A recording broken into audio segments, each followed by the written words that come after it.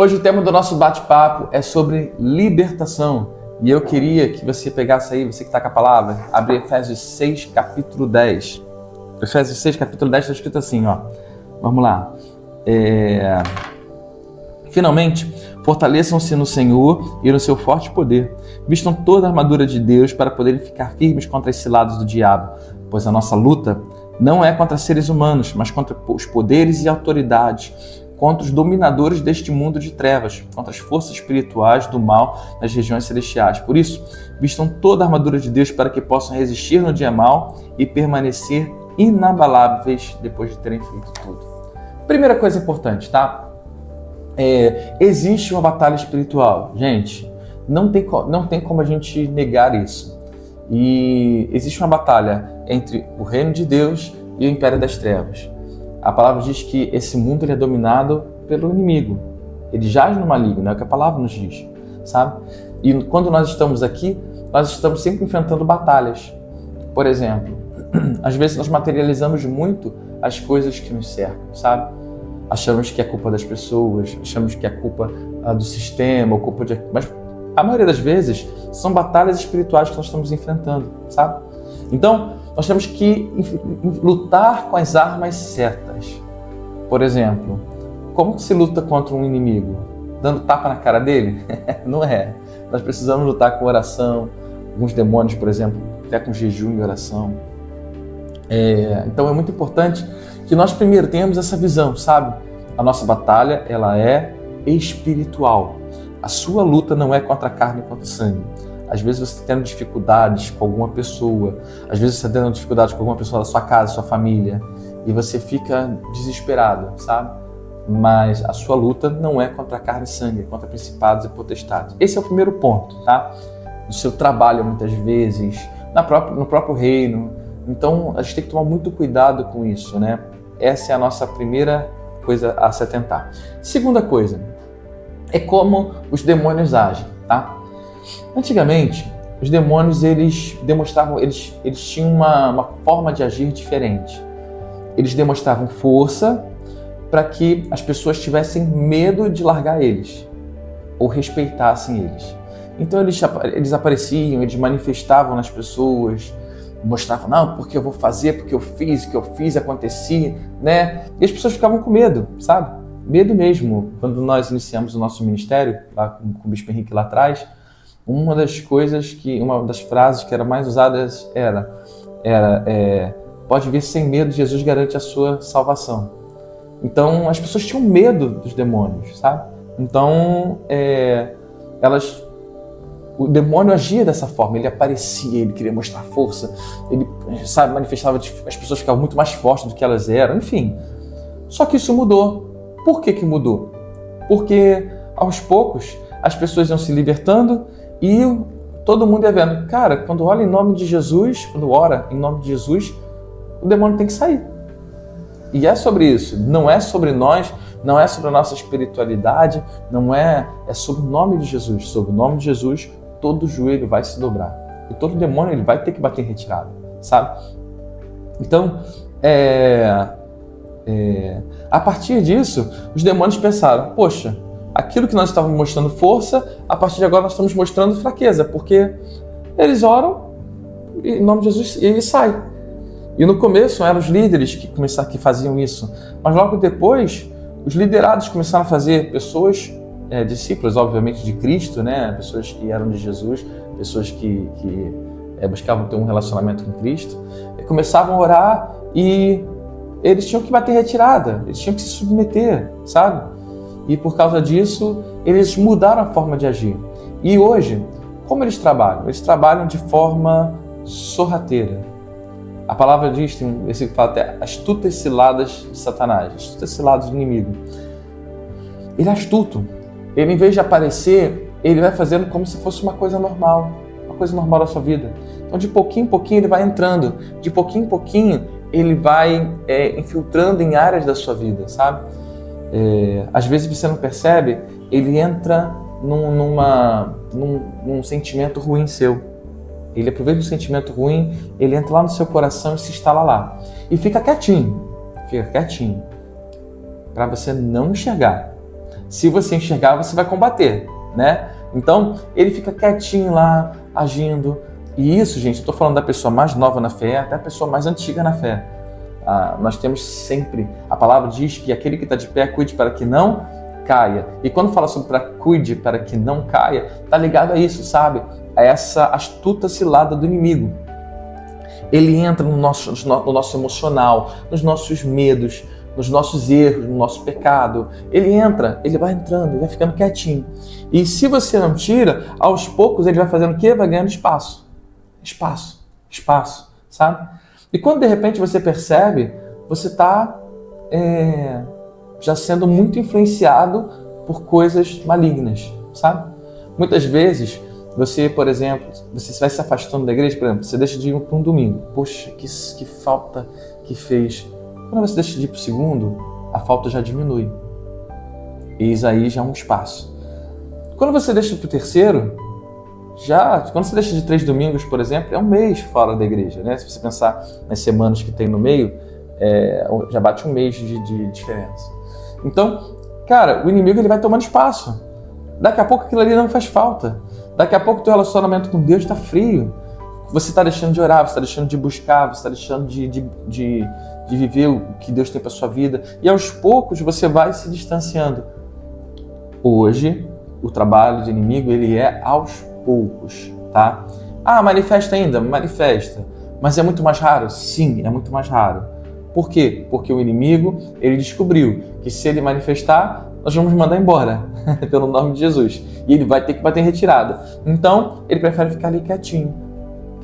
E aos poucos ele vai chegando onde precisa chegar, sabe? Então, essa é a forma que o inimigo está agindo hoje. Como nós, da Igreja da Conquista, acreditamos que deve ser feito o processo de libertação, tá? E para isso eu queria que vocês lessem comigo em Mateus capítulo 12. Mateus capítulo 12.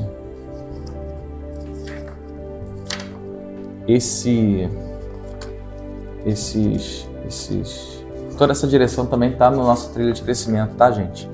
Falando sobre libertação. Mateus capítulo 12, versículo 43, está escrito assim, ó. Quando o espírito imundo sai de um homem, passa por lugares áridos, procurando descanso. Como não o encontra, diz, voltarei para a casa de onde saí. Chegando, encontra a casa desocupada, varrida e em ordem.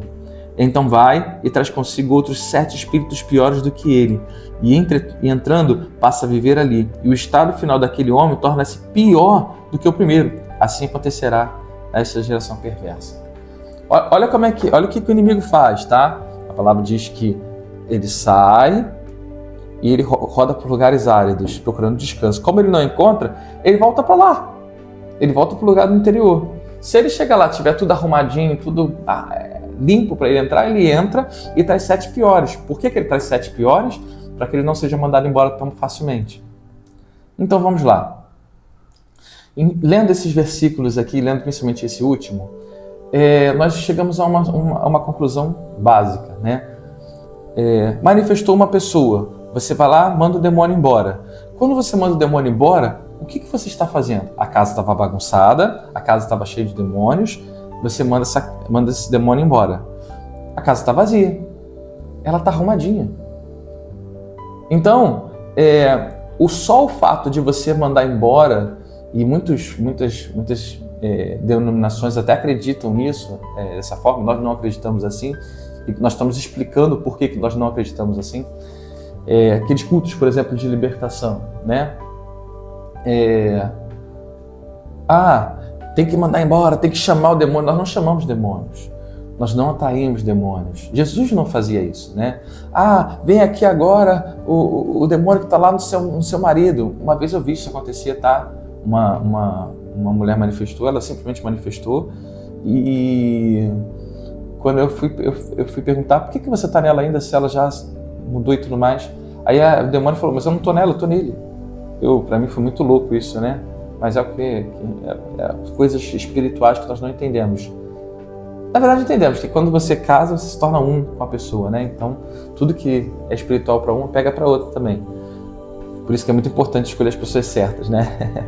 Mas você vê O que acontece? Perdão. Nós não convidamos o demônio para vir. Nós não atraímos. Vem agora. Não. Se ele aparecer, nós expulsamos. Mas não adianta nós expulsarmos o demônio e não fazermos mais nada, sabe? E ficar a semana inteira, a pessoa lá vivendo a vida dela normalmente, vazia, com a casa preparada, a casa adornada, que se fala, né? Limpa. Quando o demônio vai, ele volta. Quando ele volta, se ele encontrar tudo vazio, o que ele faz? Ele entra de novo. Se você for parar para pensar, o reino, ele funciona sobre espaços, sobre áreas, sabe? Então, por exemplo, se você tira o demônio, está vazio, se você não colocar nada nesse lugar, ele pode voltar e dominar. Quando ele volta volta com mais forte, 7 demônios mais fortes, mais poderosos que ele. Para quê? Para que ele possa ter mais dificuldade de sair. Então, como nós acreditamos, mais do que expulsar demônios, se aparecer nós vamos expulsar como Jesus fazia, mas mais do que expulsar demônios, nós queremos muito sobre enchermos essa pessoa de Deus. Se essa pessoa, ela tiver com a palavra no coração dela, ela estiver cheia da presença, o coração dela estiver cheio do poder, da presença de Deus, da luz de Deus, o inimigo ele não vai ter espaço. Você está entendendo? O inimigo não vai ter espaço. Sabe? E isso que a palavra nos ensina, buscar primeiro o reino de Deus, sua justiça, e as outras coisas vos serão acrescentadas. Isso está falando sobre uma batalha espiritual, sobre Deus liberar coisas espirituais para a sua vida. Então, o que ele diz? Busca primeiro o meu reino. Se preocupa primeiro com as coisas do reino, sabe? Então, como nós acreditamos na libertação? Ela é um processo. Ela não é, sai em nome de Jesus. Se aparecer, nós vamos fazer, repito. Mas ela não é só isso. Ela é um processo onde a pessoa precisa crescer, amadurecer, aprender da palavra. Por isso que nós falamos sobre as nossas trilhas de crescimento, sabe? Para que aos poucos ela possa sendo liberta, aos poucos ela vá crescendo, avançando e aos poucos ela vá tirando toda a obra de Satanás. No começo, talvez a vida dela esteja sendo muito influenciada pelo inimigo, mas aos poucos ele vai perdendo força, vai perdendo força. Quando ele percebe, já não tem mais espaço para ele, né? E uma coisa importante, tá? Se libertou, tá livre, toma cuidado, a palavra diz, ele que está de pé, para que não caia. Nós lemos aqui sobre Efésios 6, que fala sobre nós nos revestirmos da armadura de Deus. A palavra diz que o inimigo, ele fica nos rodeando, rugindo como leão, procurando a quem possa tragar. O quem possa tragar significa que ele só vai te atingir se você deixar, se você estiver vulnerável. Então essa é uma outra coisa importante, sabe? Nós precisamos estar muito atentos contra esse lado de Satanás. Não podemos dar espaço para ele entrar. Ele não desistiu de você, nunca vai desistir de você. Esse mundo jaz nele, tá? Nós só vamos estar libertos dessa batalha espiritual quando nós estivermos no céu, depois de Jesus voltar. Mas enquanto nós estivermos aqui, nós teremos batalhas. Então nós temos que estar sempre atentos, sempre buscando, Senhor, não me deixe vacilar, Senhor, não deixe eu olhar para trás. E aos poucos nós vamos sempre crescendo e avançando. Você está passando por uma luta espiritual? Entrega o seu coração a Jesus, busca ler a palavra, busca fazer as trilhas de crescimento, busca orar, buscar a presença, faz jejum. Isso você está fazendo o quê? Se enchendo de Deus, esvaziando da carne e se enchendo de Deus. E aos poucos Deus vai libertando, vai fazendo você viver coisas maravilhosas. Amém? Glória a Deus. Lembrando que esse nosso bate-papo de hoje, esse nosso café de hoje, ele está na nossa trilha de crescimento, tá bom? Vamos orar? Fecha os seus olhos aí um minutinho, fecha. Espírito Santo, nós te pedimos que o teu amor e o teu poder estejam sobre a nossa vida, em nome de Jesus Cristo. Nós repreendemos todas as armas de Satanás contra a nossa vida, repreendemos tudo aquilo que não provém de ti, que o Senhor possa repreender e tirar toda a obra do inimigo, Senhor, e possa nos revestir com a tua armadura espiritual, que possamos ser cheios da tua glória e possamos avançar a cada dia, em nome de Jesus Cristo. Nós te agradecemos por tudo, te agradecemos pelo teu amor e pela tua graça sobre a nossa vida, em nome de Jesus Cristo. Amém e graças a Deus. Beijo no seu coração, Deus abençoe a sua vida.